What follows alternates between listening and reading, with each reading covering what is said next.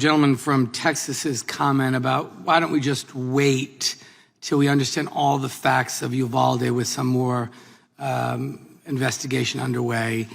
He acted as if we've had 2 shootings in America, 2 mass shootings, and we're coming to respond to that. We are responding to thousands and thousands and thousands of shootings in this country over the last decade. And so what have been developed here are developed in response to a gun violence epidemic. And the idea, will the gentleman yield for 10 I will seconds? not yield. The idea that we should wait while we can have families that have lost loved ones who are expecting Congress to respond. Time belongs and the to the idea, as gentleman from Mr. Rhode Roy suggested, Wait that we before should just commenting on wait something to you don't find know the out. facts about. We should be we've waited too long already. I'm We not talking about failed waiting to about respond to the legislation. cries belongs of to the people gentleman all from across Rhode this Island. country who have asked and demanded that Congress act. So no, we shouldn't wait. We shouldn't wait another second. We shouldn't wait another minute, you don't another know what day. happened We in should Uvalde. act now. The second thing You don't is know my the friend facts. and colleague from Colorado just made reference to this suite of bills as shallow and inconsequential. Shallow and inconsequential. I'm going to go through just a few pieces of this. Ghost guns were used in a shooting in Santa Clara, California that killed 3 people and injured 3 others. Ghost guns were used in November of 2017 in Rancho Tehama, California that injured 18 people. Another shooting in Santa Monica, California that killed 6. Bump stocks were used, as we all know, in Las Vegas that killed 60. Shootings that involved people under 21 years of age. Robb Elementary School, as we know, Uvalde, Texas. Tops Friendly Market, 10 were killed. 22 were killed in Uvalde. Santa Fe High School, 10 were killed. 13 were injured. Parkland, Florida, Marjorie Stoneman Douglas High School, 17 were killed. 17 injured. Newtown, Sandy Hook Elementary School, 27 children were killed. In Columbine, 15 people were killed and 24 were injured. Those individuals would not have been able to buy the gun they bought if the bill that we're going to pass today were the law. Safe storage, the list goes on for pages. So to say inconsequential when it would have saved the lives of many, many people, and as Chairman Nadler said, even if it's 1 life. So to say it's inconsequential and then to say, let's talk about border security and abortion because all we want to do is avoid responsibility to act in the face of gun violence in this country. Shame on our colleagues. If you don't want to talk about it, you don't want to address it, don't come to the hearing. But honor the memories of those who we have lost to gun violence by taking this issue seriously and being committed to finding solutions. Do you think a grieving mother or father who's watching you wants to hear you talk about abortion and border security? We're trying to respond to gun violence that led to the death of their child. That's what this hearing is about. These families, and sadly there are thousands of families across this country who fall into this category, who have suffered unspeakable pain because Congress has failed to act, and our Republican colleagues in the Senate in particular, in blocking any progress in reducing gun violence in this country. We owe it to their memory. We owe it to the oath that we have taken to protect our constituents, our most solemn responsibility. And people talk about the Second Amendment. We've heard it again today. It's a constitutional amendment. You can't touch it. That is not true.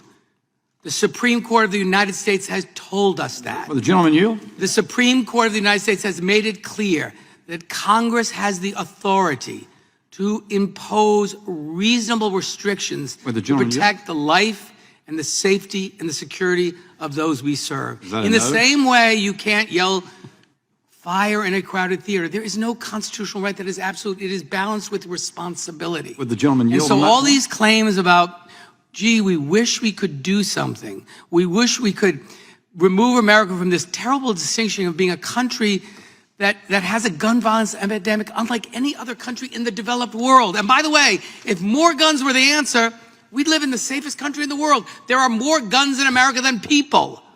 Our country is awash in guns, and it has produced more and more and more death and more gun violence. So that's not the answer. We've tried it.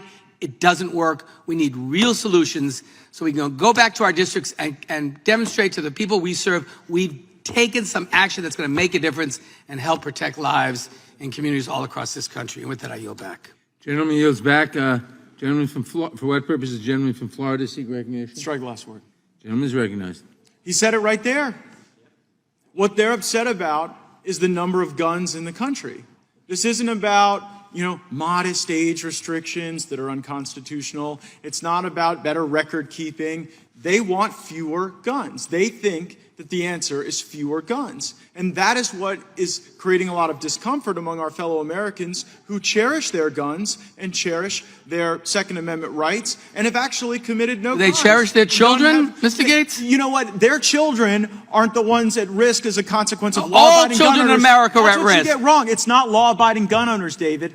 Were those children in Uvalde The gentleman at from risk? Florida Here's has the tension. Here's the tension, okay? You guys are spasming into this reflexive response, and you call it an emergency hearing, right? And the basis for the emergency is what happened in Uvalde. And we all agree it was awful and but you are not providing the thoughtful solutions that would actually reduce the likelihood of that. When you make an argument in the Judiciary Committee for a change in the law, there are two components. You have to demonstrate a need for the change, and that what you're bringing forward will actually affect that in a positive way. And it's the second part of the argument where the bills you've presented today undeniably fail.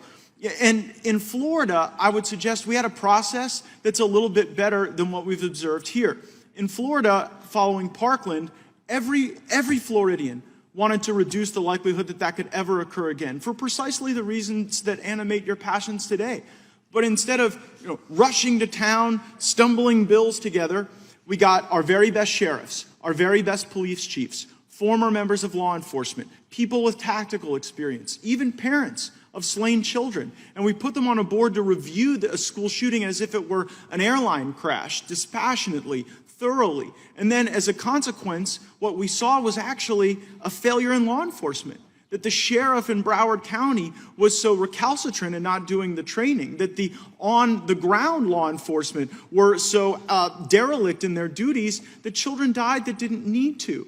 And so Governor DeSantis rightly fired that sheriff, replaced them, put better training in, more money to harden our schools and our synagogues, our houses of worship across the state of Florida, and we're safer as a consequence. So it's not that we're particularly here to talk about abortion or the border. We understand we have to make these things less likely, but whether it's you holding an emergency hearing to respond to a leaked draft opinion that's not even final, or now when the Congressman Roy from Texas says, gosh, before you have the emergency Uvalde hearing, maybe we ought to figure out what happened in Uvalde so that we can make that frequency less likely to occur.